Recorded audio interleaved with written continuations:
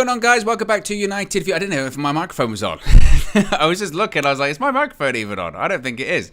But it is. It is on. How is everybody doing? Hope you're all doing very well. Press conference time once again. Yes, Erik ten Hag has been talking to the media. Erik ten Hag has spoken to the media for the first time. Well, yeah, for the first time since Manchester United's defeat against Brighton last weekend. And it was certainly an interesting...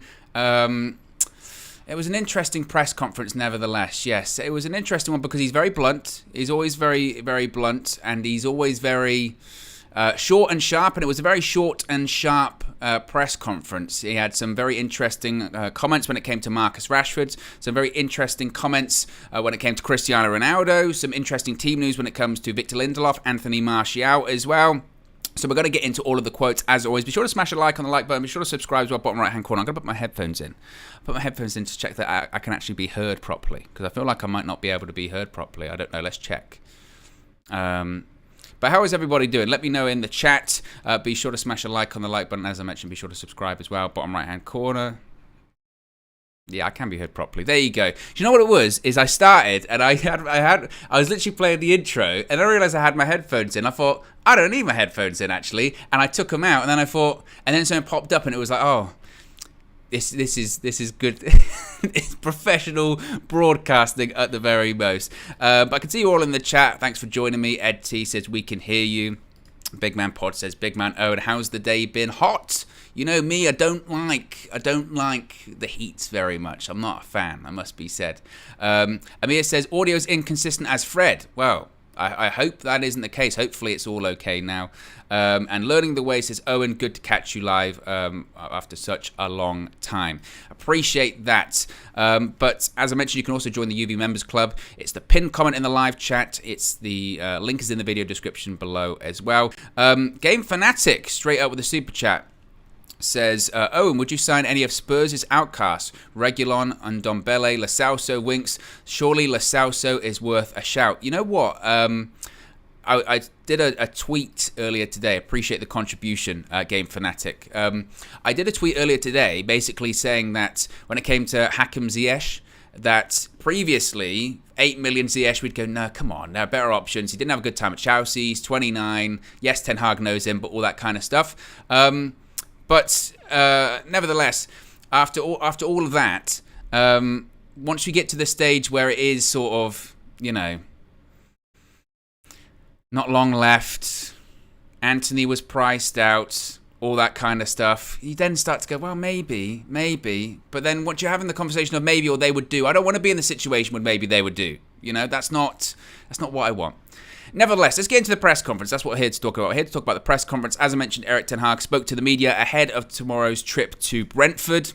Manchester United, of course, going to be facing Brentford tomorrow at the Brentford Community Stadium. It's the evening kickoff, isn't it? It's the evening kickoff live on Sky. So we're going to be talking about that. As I mentioned, it was a really short press conference, which I don't mind because there's not really a ton to say at the moment. But the first question was from Simon Stone. He asked about none other than Cristiano Ronaldo. Why wouldn't you? Because that's what everyone has to talk about, is Cristiano Ronaldo.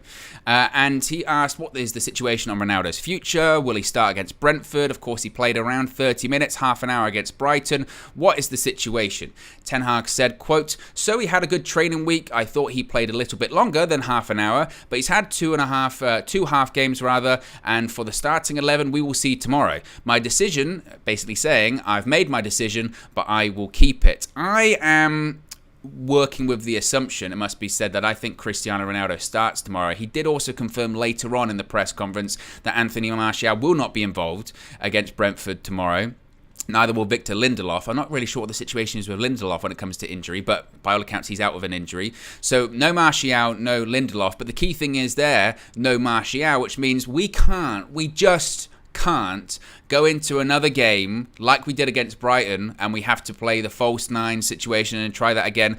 I'm not saying either that a false nine can't work at Manchester United. I do believe a false nine could work at Manchester United if it was Bruno Fernandes. But Christian Eriksen as a false nine, we saw that ain't working. I have no interest in seeing that. So no false nine situation for Manchester United. I think Ronaldo will start. I don't think he sees out the game, but I think Ten Hag will probably look at it as, or certainly I myself am looking at it as, if we can get 45, 60 minutes out of Ronaldo, hopefully by then we're winning and we can take him off and do it that way. I think last week the hope was, hopefully we've got enough to beat Brighton. If not, we bring Ronaldo on to try and change the game. And neither worked out in that sense. So I do think Ronaldo will start, and it would appear that Erik ten Hag has made his decision whether or not Cristiano Ronaldo will start tomorrow, but he is keeping his cards close to the chest vest. They both work. I've said they both work, even though nobody can tell me that it can't work. It can work. Close to the vest, close to the chest, they're the same thing. He then was asked by Simon Stone about Marcus Rashford. KG and myself spoke about Marcus Rashford this morning. All of those links linking him to PSG, linking him, saying that his representatives have held talks with PSG in the last week or so, but also he wants a new contract. He's implied or insinuated to Manchester United that he's open to signing a new contract. Manchester United, of course, have the option of an extra year in addition to the 1 year he has left. There's a lot of moving parts, saying he wants a new challenge, but also he doesn't want a new challenge. All that kind of stuff. That was everything last. That is odd. Am I back? I'm back. I'm back. That was odd. It came up saying I was disconnected. Mate, I've got the KG level Wi-Fi. What's going on? Oh, it's just one of those days. I don't know what's going on with the connection settings as well. Mate, the Wi-Fi is Wi-Fi. I'm hardwired, Ed T. I don't know what's going on. Blame the weather, Jonathan says. It's true. It's too hot. It's too hot to be interneting today. But apologies for that. If it happens again, I don't know. I don't know what is going on. As Palmyra says, KB sabotage. Yeah, that was yeah. Nevertheless, Nathan, big up Nathan says, one of those days, you man always having Wi-Fi problems. I'm usually the reliable one with my Wi-Fi. My internet legitimately is good. So I don't know what that is, but whatever. The next question, as I mentioned, Marcus Rashford. I was distracted. I was distracted about Marcus Rashford. Yes, so he was asked about obviously these PSG links, the PSG rumours, the PSG stories. Do you want to keep him? How does he fit into your plans? All that kind of stuff. Ten Hag said, quote, he's really important. You have seen from the first day that I'm here. I'm really happy with him. I don't want to lose him. He's definitely in our plans, which of course jives with what we've heard this morning from Manchester United and from all the media outlets, whether it's Sky Sports, whether it's even those outlets based in France, like L'Equipe, like Julien Laurens, like who else was saying this morning? Rich Fay, Rob Dawson. They were all saying the same thing. Marcus Rashford is not for sale. Marcus Rashford will not be sold by Manchester United this summer. Marcus Rashford essentially isn't going anywhere. And whilst Ten Hag didn't actually say that in his own words, that's essentially what he is saying there. He's saying Marcus Rashford ain't going anywhere. He's in my plans. When he said I'm happy with him, I don't know if he's basing that off last weekend's performance, because Marcus Rashford played like he had played all last season last weekend. It was a very Rashford performance last weekend against Brighton, wasn't it? But realistically as well, even if, and we spoke about this morning, so I don't want to go over it too much again, but even if Manchester United got an offer from PSG, now they valued Rashford at 120 million, which is insane. I think PSG's valuation of 60 million was actually, pretty accurate, it must be said. I thought that was fairly accurate for Marcus Rashford. But nevertheless, with Rashford, even if we were to entertain an offer, even if we were to entertain 60 million, say, for him, or we sold him for 70, 75, which again, I would take, I'd rip your hand off for it. Even if it was that, who are we going? What are we going to do? Who are we going to replace him with? Who are we going to go after? We can barely get Cody Hakpo at the moment, let alone anyone else. For me, as I mentioned this morning, it's all about getting Marcus Rashford a new contract. I think that's what it's part of. We saw it last season. You remember last season when it came to, I believe it was after the Manchester derby when Rashford, I believe Rashford, did he start on the bench that game? I forget. It feels like a lifetime ago. But he didn't play, and then it came out, he wants a new challenge, he's open to leaving, he's considering his options, blah, blah, blah. And then it also came out, but he also would be willing to sign a new contract at Manchester United. He'd be open to signing a new contract. That's what it feels like. It feels like just contract stuff. It feels like contract situations. It feels like, Manchester United and Marcus Rashford's camp going back and forth, to me.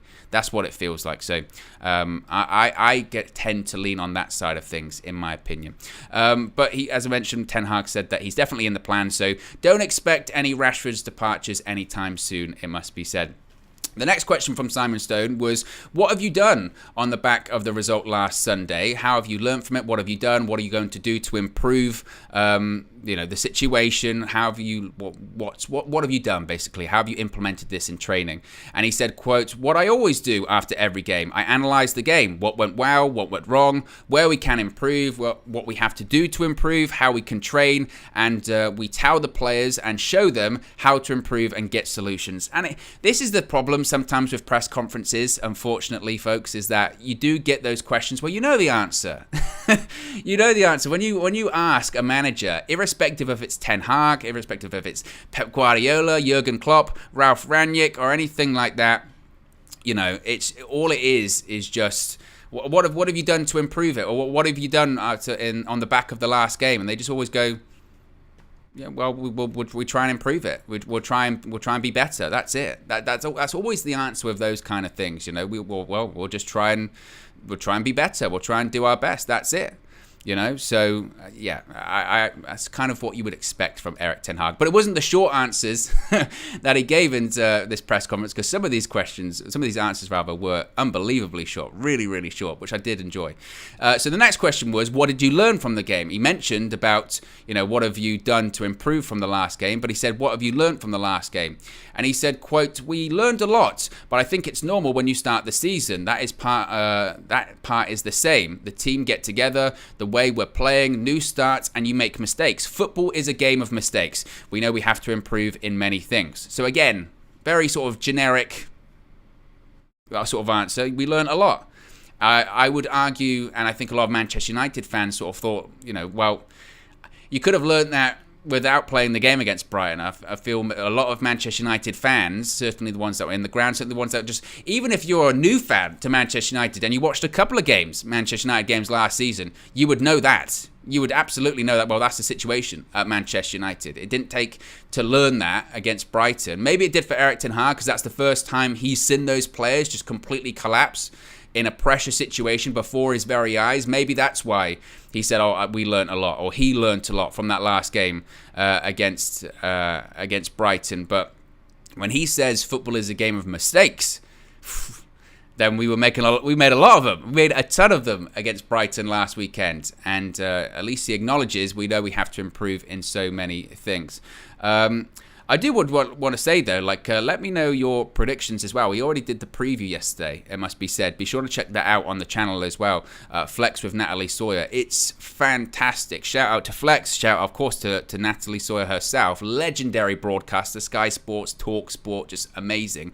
Shout out to Josh, though. You got to give Josh his flowers. That is brilliant. It's a real good video. Short, sharp. We've kind of changed and tweaked how we're doing the previews this year a little bit.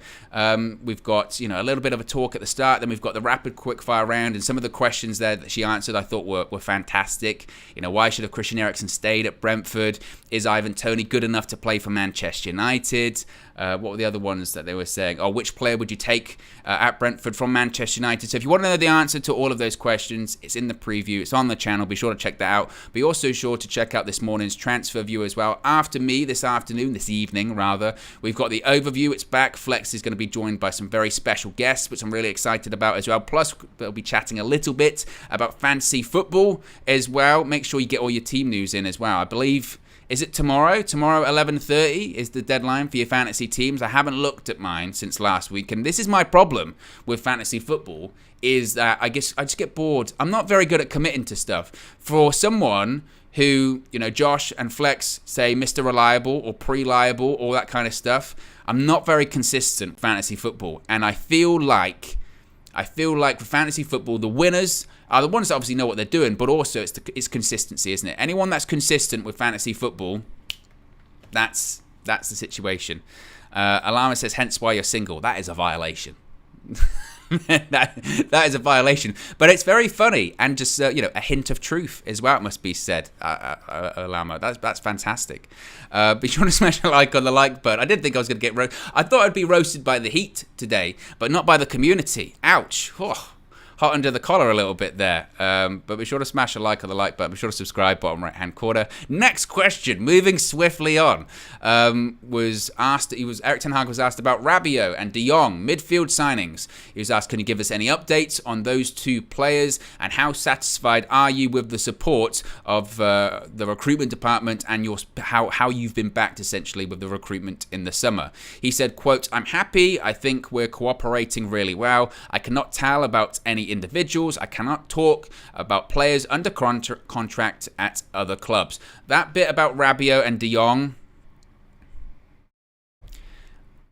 I mean, I get it. I do understand it. You have to, if you're a journalist in the press conference, you have to ask those questions in the event of he might say something, right? You know, if you don't ask, you don't get, all that kind of stuff. Because I remember when we signed Ronaldo last year, and Ole Gunnar Solskjaer was asked about Ronaldo, and they got the way that the press conference ended, or Cristiano knows how we feel about him, blah blah blah, and then it ended, and everyone was like, oh, we're going after Cristiano Ronaldo. So I understand why they asked them, but we know at this point, we know what Erik ten Hag's going to say. If you ask about a player that isn't a Manchester United player, he will say what everyone else says. Pep Guardiola does it, Jurgen Klopp does it. I think every manager does it, especially the high-level managers where big transfer fees or big players, big contracts, whatever it may be, they always go, well, I can't talk about that. Clearly, I cannot talk about that. Even if I wanted to, I can't talk about that because I don't want to jeopardize the deal. I don't want to inflate the price. I don't want to pee off. I'm trying to mind my language. I don't want to annoy, there you go, I don't want to annoy all the parties involved, because if I sit in this press conference and I say something about Rabiot, maybe his agents or his representatives go, oh, we heard what you said, we're not going to do anything about that then. We're not going to Manchester United. The De Jong situation, it would be refreshing if someone came out and went, Barca's a complete mess. I don't know what's going on with there, but, you know, what is he going to say? Now, the part where he says, I'm happy with the recruitment department, I think we're cooperating really well, again, what's he going to say? No, I can't stand him. John Murtaugh, we haven't spoken weeks. We haven't spoken weeks. He's, you know, interrailing around Europe, going to Italy and doing all this kind of stuff. No, I haven't spoken to him. What's he going to say? Of course he's going to be saying, I'm happy. And whilst privately he might not be thrilled in that he hoped we'd have more bodies in at this point, and he hoped that we'd have more players through the door at this point, the players that we have got are players that he wanted, are players that he signed off on, and he has signed off on Rabiot, you know, and Manchester United are still in advanced discussions with Rabiot, and Manchester United certainly view it as he will significantly strengthen the midfield. And, you know, from what the noises that we've heard from, you know, here at the channel, it must be said, from the noises and the words that we have heard, is that, again, all deals and targets are agreed by both the manager and the recruitment department. So from what Erik ten Hag is saying there publicly, that's the same noises that we're hearing here as the channel. That's the information that we're getting from the club, is that all the deals and targets are agreed by both the manager and the recruitment department. They are aligned, and these are players that Erik ten Hag wanted. So that's the situation there. I wish as well in these press conferences that some of the questions would be asked maybe about the longer term strategy. I know that obviously fans want to hear about the immediate future, new signings, what's going on right now because of the chaos surrounding Manchester United. But I'd wish someone would ask him in a press conference, you know, realistically, Eric, how many transfer windows you think it's going to take, or how many players you need to get in before it's a squad in your image, or yeah, again, this is a long-term project. It's a rebuild. It's going to take multiple transfer windows, but how long are you looking before you can really start to say, this is my team, this is my squad? Something like that, as opposed to what's going on with De Jong and Rabiot, and he's going to go, well, I can't tell you. At least get some kind of, you know, interesting, different answer. That's the frustrating thing, in my opinion. But nevertheless, the next question was, do you feel added pressure after the first result, coming off a loss in the opening game? Do you feel added pressure that you need a result against Brentford today? He said, quote, I know there is always pressure. I have the experience. I know we have to win every game. I know the fans. I know everyone expects Manchester United to win every game. We have to deal with that, and all I can do is prepare the team as well as I can this weekend. So again, he's just basically saying, you know, I have to the pressure's always there at Manchester United. Of course the pressure's always there at Manchester United. The pressure's always there to win every game. That's the situation at Manchester United. They always feel like they have to win every game. And the expectation is to win every game at Manchester United. Maybe not legitimately, actually, it must be said. I don't think Manchester United fans are going into, say, playing Liverpool in the third game or expecting a win. But I think at the very least we do expect you to beat Brentford, or we do expect you to beat Brighton. But as Erik ten Hag says, the pressure certainly is always there at Manchester United. And make no mistake, whilst I know Flex predicted a draw, I have no idea. I have no idea what to predict, honestly, as a result, as a score result for tomorrow. I couldn't tell you. And that's not me sitting on the fence. That's just me going, I have no idea what Manchester United is going to show up. I literally have no idea what to expect. Seriously. So if we lose tomorrow, I looked this up when we were sort of planning the Brentford preview. I looked this up because I wanted to see some stats and I wanted just to get an interesting look as to really what to expect. And Manchester United have lost the opening 2 Premier League games once. Only once. It was in the inaugural Premier League season, which we actually went on to win the league. I am not saying that's going to happen. Different time, and if you look at some of the form of Manchester United's form through that season, it's wild. At one point in that season, so not only did we lose the first 2 games in that season, we then drew the third. So we didn't win our first 3 games. We went on to win the league. Again, I'm not saying that's going to happen. But it's only happened once where we've lost the first 2 games. That was in the inaugural Premier League season. We went on to win the league.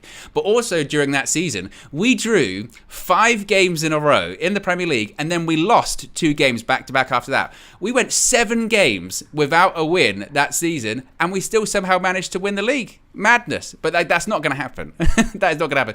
The Premier League was very, very, very different back then. So that isn't going to happen. But my point being, in terms of the modern Premier League, it's slightly unprecedented. And if we lose back-to-back games, it will just...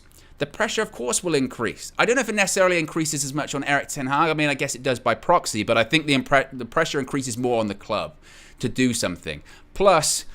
I don't know about you, and maybe this is wrong on me. I've already written off that Liverpool game. Absolutely already written it off. I really have. If we lose against Brentford, it's free losses as far as I'm concerned. And I know that's very defeatist of me, but I also think it's a little bit realistic too.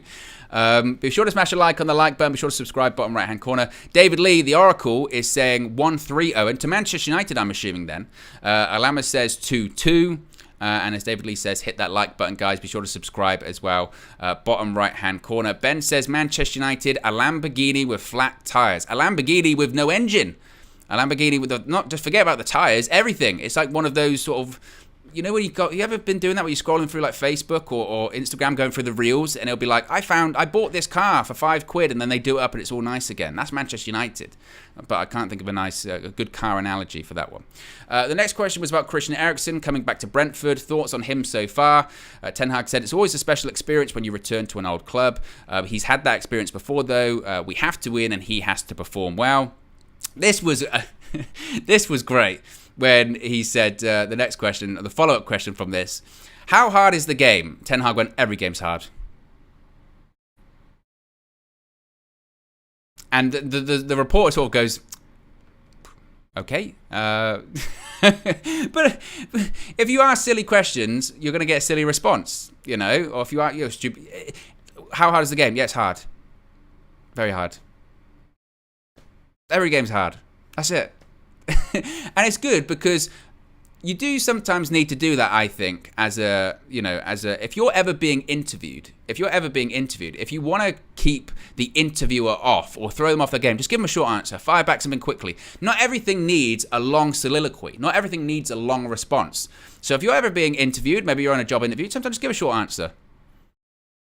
See how they react. Silence is the most difficult thing to deal with. The ability to use silence to your advantage is a masterstroke. If I sat here and just was silent for 5 minutes, probably you'd all leave and you'd be justified. But I like it. I like how sometimes short Erik ten Hag is. I do. I really do.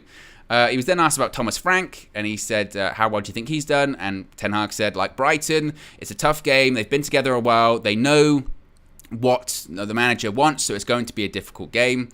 He was then asked, so going back to Ronaldo, does Ronaldo play in your team? And Ten Hag said, I've already given that answer. Again, and they go, okay, move on. Next question was, are you on the same page as the board when it comes to transfer targets? And he just went, yes.